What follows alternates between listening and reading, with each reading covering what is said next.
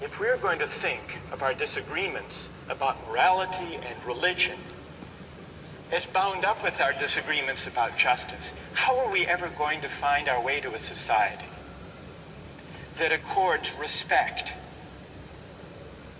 to fellow citizens with whom we disagree?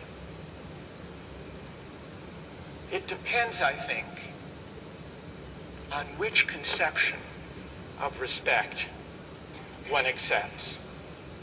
On the liberal conception, to respect our fellow citizens' moral and religious convictions is, so to speak, to ignore them for political purposes, to rise above or abstract from or to set aside those moral and religious convictions, to leave them undisturbed, to carry on our political debate without reference to them. But that isn't the only way, or perhaps even the most plausible way of understanding the mutual respect on which democratic life depends.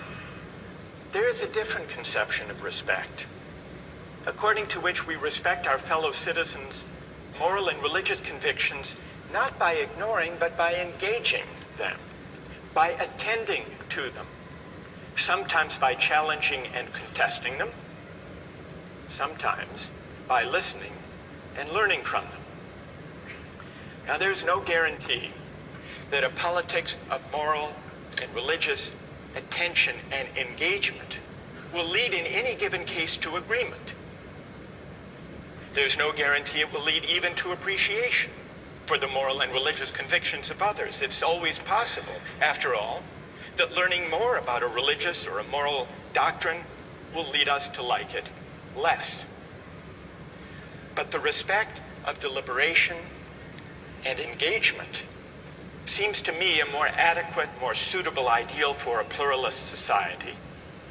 And to the extent that our moral and religious disagreements reflect some ultimate plurality of human goods, a politics of moral engagement will better enable us, so it seems to me, to appreciate the distinctive goods our different lives express.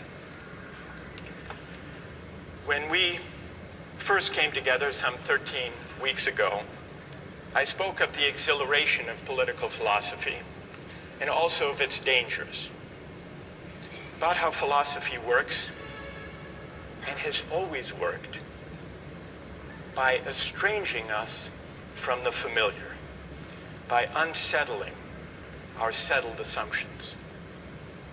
And I tried to warn you that once the familiar turns strange, once we begin to reflect on our circumstance, it's never quite the same again. I hope you have by now experienced at least a little of this unease, because this is the tension that animates critical reflection and political improvement, and maybe even the moral life as well. And so our argument comes to an end in a sense, but in another sense goes on. Why, we asked at the outset, why do these arguments keep going, even if they raise questions that are impossible ever finally to resolve?